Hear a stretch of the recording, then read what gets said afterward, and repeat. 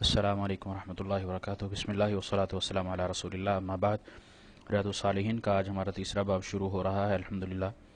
باب کا نام ہے باب الصبر، صبر کا بیان۔ امام صاحب باب شروع کرتے ہوئے قرآنی آیات لے کر آتے ہیں، ان میں سے ہم چند لیں گے انشاءاللہ۔ اللہ تعالیٰ کا فرمان ہے، سورۃ آل عمران ہے، یا ایھا الذین آمنوا اصبروا وصابروا ورابطوا، اے ایمان والو صبر کرو اور دشمن کے مقابلے میں ڈٹے رہو اور محاذ جنگ کے مورچے سنبھالے رکھو۔ دوسری آیات میں ارشاد باری ہے، وَلَنَبْلُوَنَّكُمْ بِشَيْءٍ مِّنَ الْخَوْفِ وَالْجُوعِ وَنَقْصٍ مِّنَ الْأَمْوَالِ وَالْأَنفُسِ وَالثَّمَرَاتِ۔ اللہ تعالیٰ فرما رہے ہیں کہ ہم تمہیں آزمائیں گے، خوف میں مبتلا کر کے، بھوک سے، مالوں سے یعنی مال میں کمی کر کے، والانفسی اور تمہاری جانوں کے ذریعے سے، والثمرات اور پھلوں میں کمی کر کے، وبشر الصابرین اور صبر کرنے والوں کو خوشخبری ہے۔ سورۃ بقرہ کی آیت ہے، یہ بھی تیسری آیت ہے، انما یوفی الصابرون اجرہم بغیر حساب، صبر کرنے والوں کو ان کا پورا اجر دیا جائے گا بغیر حساب، بنا کسی حساب کے۔ سورۃ زمر کی آیت ہے۔ امام صاحب اور بھی کچھ آیت لائے ہیں اس باب کے شروع میں، لیکن ہم یہی آیات پڑھتے ہیں۔ اس کے علاوہ صبر کے حوالے سے قرآن مجید میں کئی ساری آیات موجود ہیں، امام صاحب نے جو نقل کی ہیں۔ اس کے علاوہ بھی صبر کے موضوع پر آیات موجود ہیں، اور کتب احادیث میں بھی کافی ساری احادیث ہیں۔ اسی طرح صبر کے کرنے کا حکم اور اس کی فضیلت، یہ دونوں چیزیں بیان ہوئی ہیں، اور آپ علیہ الصلاۃ والسلام نے صبر کر اس کی تلقین بتلا کر اور اس کی فضیلت بتا کر ہمارے لیے نمونہ بھی پیش فرما دیا۔ اب آگے ہم حدیث لیتے ہیں۔ حدیث نمبر آج 25 ہے۔ حدیث ہے، وعن ابی مالک الحارث بن عاصم الاشعری رضی اللہ عنہ قال، سیدنا ابو مالک حارث بن عاصم الاشعری رضی اللہ تعالیٰ عنہ فرماتے ہیں، قال رسول اللہ صلی اللہ علیہ وسلم، کہ رسول اللہ صلی اللہ علیہ وسلم نے فرمایا، الطہور شطر الایمان، صفائی یا پاکیزگی نصف ایمان ہے، والحمدللہ تملأ المیزان، اور الحمدللہ کہنا، اللہ کی بڑائی بیان کرنا، یہ میزان کو بھر دیتا ہے۔ وسبحان اللہ والحمدللہ تملأان، اور سبحان اللہ اور الحمدللہ بھی، یہ بھی میزان کو بھر دیتا ہے۔ او تملأ ما بین السماوات والارض، یا یہ زمین اور آسمان کے درمیانی جو خلا ہے اس کو بھر دیتا ہے۔ والصلاۃ نور، اور نماز روشنی ہے۔ والصدقۃ برہان، اور صدقہ دلیل ہے یعنی علامت ہے، نشانی ہے۔ والصبر ضیاء، صبر روشنی ہے، نور پھیلتا ہے صبر کرنے سے بھی۔ والقرآن حجۃ لک او علیک، اور قرآن تیرے لیے حجت ہے یعنی تجھ پر دلیل ہے، اور یا تیرے خلاف ہے، یا تیرے حق میں ہے یا تیرے خلاف ہے۔ کل الناس یغدو، ہر انسان اپنے کام کے لیے نکلتا ہے جب وہ اپنی صبح کرتا ہے۔ فبائع نفسہ، اور اپنے نفس کو بیچتا ہے، سودا کرتا ہے، تجارت کرتا ہے۔ فمعتقها، اور وہ یا تو اس کو وہ بچا لیتا ہے، خرید لیتا ہے، آزاد کروا لیتا ہے۔ او موبقها، یا وہ اس کو ہلاک کر لیتا ہے، یعنی اپنے نفس کو یا تو وہ تجارت جو اپنے نفس کی کر رہا ہے، یا اس میں وہ نجات پا لیتا ہے یا ہلاک کر لیتا ہے۔ رواہ مسلم، یہ حدیث صحیح مسلم میں موجود ہے۔ اس حوالے سے صبر کی تلقین جو ہمیں اس حدیث سے ملتی ہے، اور گزشتہ جو پیچھے ہم نے آیات پڑھی ہیں ان میں محدثین نے صبر کی 3 اقسام بیان کی ہیں۔ پہلی قسم یہ ہے کہ اس چیز پر صبر کرنا جو انسانی زندگی میں پیش آتی ہیں مشکلات، اللہ کے لیے ان پر صبر کرنا۔ دوسری صبر کی قسم کہ اللہ کے راستے میں جو جہاد کرتا ہے اس میں جو مشکلات اس کو آتی ہیں اس پر صبر کرنا۔ اور تیسری قسم کا وہ صبر کہ وہ انسان، یہ مسلمان، اپنے دین کے معاملے میں ثابت قدم رہتا ہے، دین پر عمل کرتا ہے، اور دین پر عمل کرنے کی وجہ سے اس کے لیے جو مشکلات پریشانیاں آتی ہیں ان پر صبر کرنا۔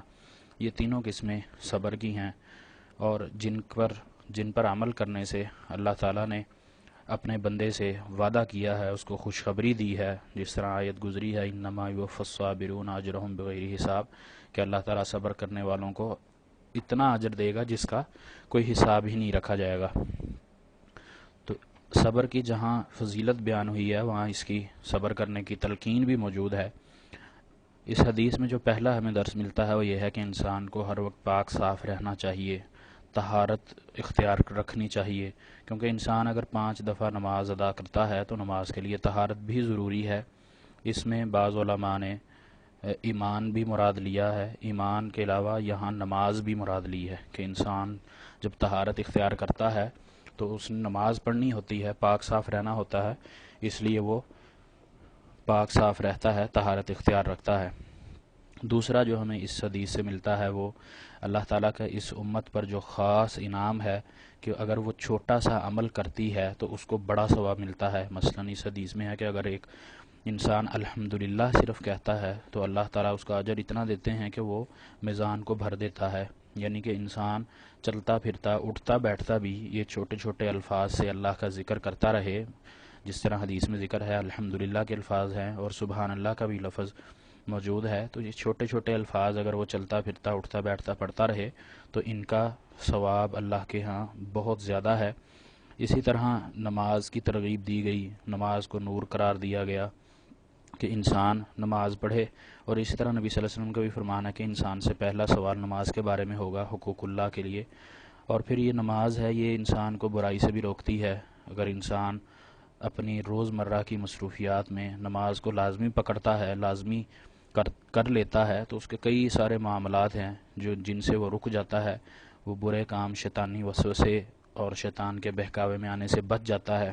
اسی طرح اس حدیث میں ہمیں صدقہ کے کرنے کی بھی ترغیب دی گئی ہے۔ صدقہ انسان کی مشکلات کو دور کر دیتا ہے، اور وہ اس میں اخلاص ہو، اللہ کے لیے رضا ہو، تو وہ اس کے لیے اور بھی بڑا ہو جاتا ہے، اور صدقہ کرنے سے اس کا ایمان بھی تازہ ہوتا ہے، اس کی پریشانیاں، مصیبتیں، مشکلیں جو ہوتی ہیں وہ بھی دور کر دی جاتی ہیں۔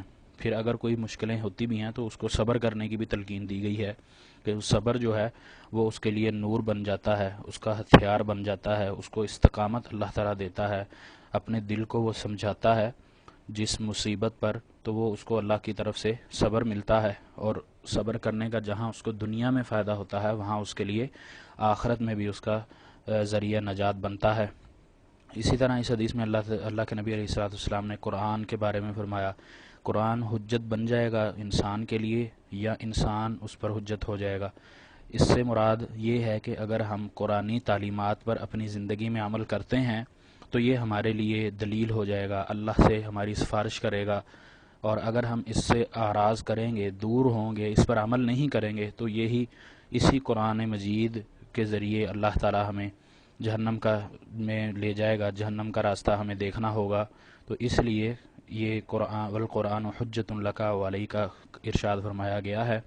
پھر اس حدیث میں ایک چیز اور جو انسان کے بارے میں ہے کہ ہر انسان اپنی جب صبح کرتا ہے تو وہ اپنے ذریعہ معاش کے لیے باہر نکلتا ہے، یا اپنے آپ کو وہ اپنے بچوں کو پالنے کے لیے، وہ تجارت کے لیے جب نکلتا ہے، اسی طرح انسانی نفس بھی جب بھی صبح کرتا ہے تو وہ اپنے رب کے ساتھ جو اس کے معاملات ہوتے ہیں ان کا وہ سودا کرتا ہے۔